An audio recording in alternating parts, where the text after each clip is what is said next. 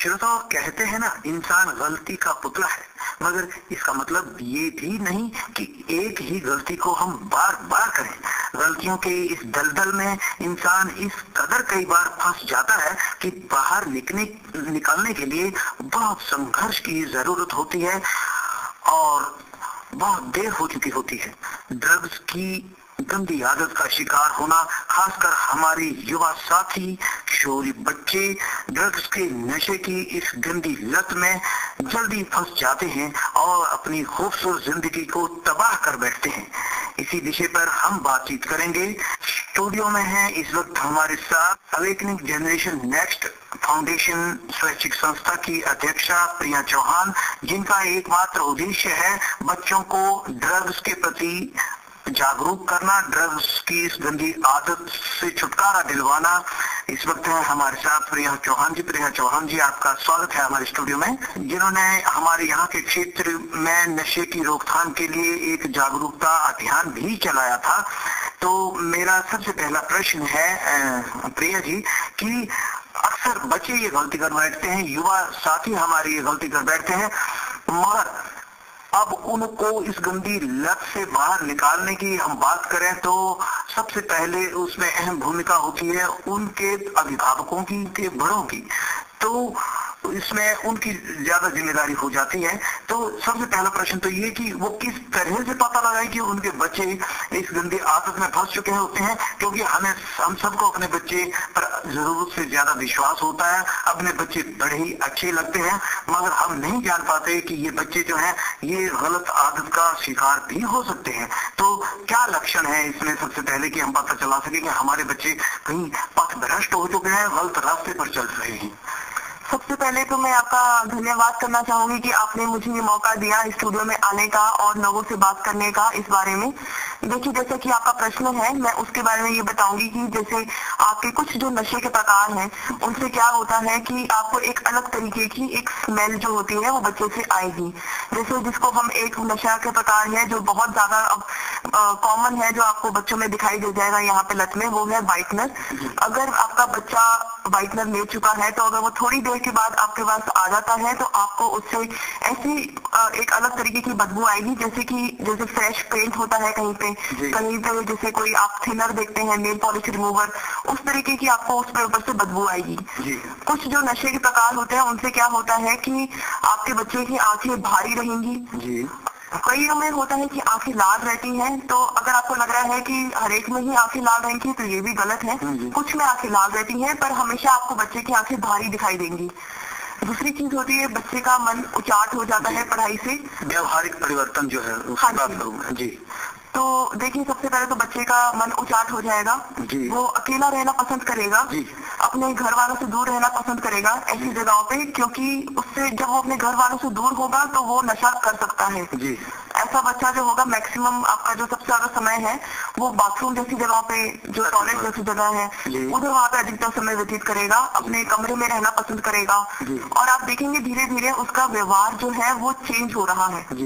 पहले बच्चा आपको एकदम से काफी ज्यादा हो सकता है खुश दिखाई दे, क्योंकि उस नशे का प्रभाव ये होता है कि आप का बच्चा एकदम से बहुत खुशी महसूस करेगा। पर आप ऐसे धीरे धीरे देखेंगे कि बच्चा, अगर उसके पास कोई वो लत पूरी नहीं हो रही है तो वो धीरे धीरे एकदम से उनको गुस्सा आएगा बहुत ज्यादा, वो बहुत ज्यादा लड़ाइयाँ करेगा, चिड़चिड़ा हो जाएगा।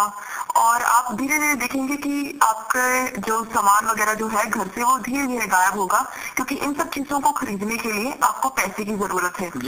अगर तो आपके बच्चे को अपने पॉकेट मनी कोई दी है तो वो उसको उसमें यूज करेगा, और जैसे ही थोड़ा महंगा नशा होगा तो आप देखेंगे धीरे धीरे घर का सामान गायब हो रहा है, तो बच्चे को चोरी की लत पड़ जाएगी। जी, यानी कि घर में अपनी पॉकेट में जो पैसा है उसका पेरेंट्स पूरा ख्याल रखें, और घर में जो चीजें हैं कहीं गायब हो रही हैं तो उसका भी पूरी नजर रखें, और अपने बच्चों के व्यवहार से बिल्कुल अच्छी तरह से वो वाकिफ रहें।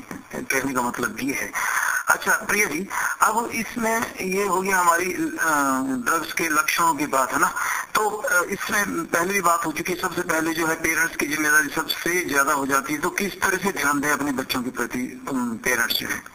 देखिए, सबसे पहली बात आती है आपको अपने बच्चे को, हम सब अपने बच्चों को पसंद करते हैं, लाड प्यार से रखते हैं। हम सबको मन करता है हमारा बच्चा हमसे कोई चीज मांग रहा है, कह रहा है पैसे दे दीजिए हमें, तो आपको उस पैसे को आप दे तो रहे हैं, आप उसका हिसाब भी रखिए। अगर आप अपने बच्चे को अगर कुछ पैसे दे रहे हैं, आप उससे हिसाब मांगिए, बेटा तुमने किस चीज में खर्च करे हैं ये सब पैसे। क्योंकि पैसे का हिसाब अगर आप रखेंगे तो आपका बच्चा जो होगा, क्योंकि जो ये नशे की आदत पड़ जाती है जिनको, वो बहुत झूठ बोलना शुरू कर देते हैं।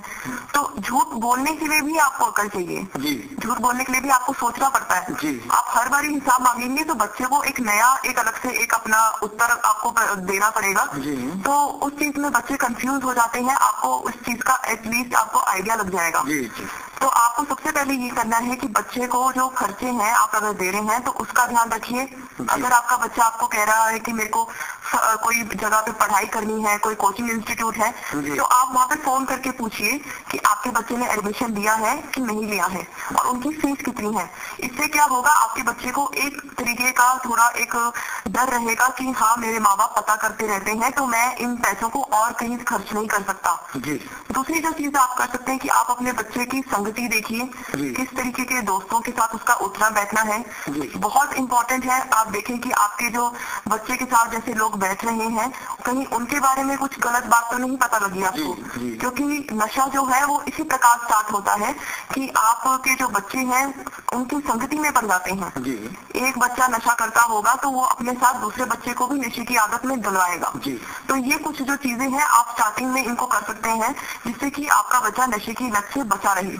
यानी कि बच्चे के जो दोस्त हैं, बच्चे का उठना बैठना है, उन बच्चों के बारे में जानना बेहद जरूरी है हर पेरेंट्स को। अच्छा प्रिया जी, एक बात की, बच्चों में जो इस गंदी आदत की लत क्यों पड़ती होगी और कैसे पड़ती है, इसका पर भी हम थोड़ा सा विचार कर लें। देखिए, अगर हमने जैसे मैक्सिमम हमने देखा है, ज्यादातर बच्चों में इसकी लत पड़ती है क्योंकि आप मूवीज में देखते हैं, फिल्मों में देखते हैं, एक अलग तरीके का कल्चर दिखाते हैं कि लोग हैं, लड़के लड़कियां हैं, पब में नाच रहे हैं और बहुत खुश हैं। और क्या कर रहे हैं कि बहुत ऐसे खुशी में उनका आसपास कहीं पे आप देखेंगे कोई टेबल पे इस तरीके से कोई बंदा है जिसने ड्रग्स वगैरह की परतें बना रखी हैं और एक एक करके लोग आ रहे हैं और उस नशे को ले रहे हैं और फिर वो झूम रहे हैं। तो ये सब चीजें जो है आपके बच्चे को क्या लगेगा कि उसको लगेगा यही जिंदगी है, इसी में खुशी है और मैं इतना ही खुश रहना चाहता हूँ। तो वो सोचेगा कि ये क्या चीज है जो इन्होंने ली है और वो ये सोचेगा कि हमें इसी तरीके के किसी पब में मैं किसी दिन बड़ा होके जाऊंगा। तो उसको जैसे ही सबसे पहला मौका कोई दिखाएगा कि यही वो चीज है, वो उसकी तरफ आकर्षित होगा।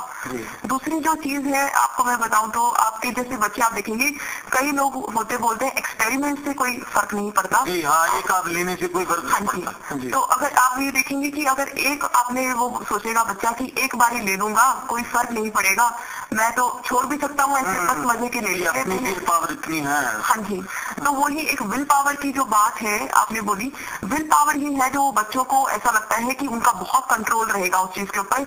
इससे क्या होता है कि अगर कोई बेच रहा है, कोई उनका दोस्त ले रहा है, वो उसके साथ ले लेंगे और वो सोचेंगे कि इससे हम इस पे काबू पा लेंगे। कई बार होता है कि जैसे जो आपको हम जैसे बताते हैं कि मैक्सिमम होता ये है कि बच्चे के जो दोस्त होते हैं उनको अगर आदत लगवानी है, वो क्या करेंगे, उस बच्चे को टॉन्ट करेंगे, उसको ताने देंगे। अगर वो बच्चा मना करेगा तो उसको बोलेंगे, जैसे कि लड़कों में हमने जैसे देखा है कि एक एज ग्रुप में लड़कों को होता है कि वो मर्द कहलाना चाहते हैं, तो वो क्या करेंगे कि बच्चे को, अपने साथी को बोलेंगे कि ये तो डरपोक है, उसको मत बोलो। उसे चैलेंज करेंगे और उसको इमोशनल ब्लैकमेलिंग। हाँ जी, उसको वो चैलेंज करेंगे कि वो ऐसे गुस्से में आ जाए, वो सोचेगा कि मैं तो बहुत ज्यादा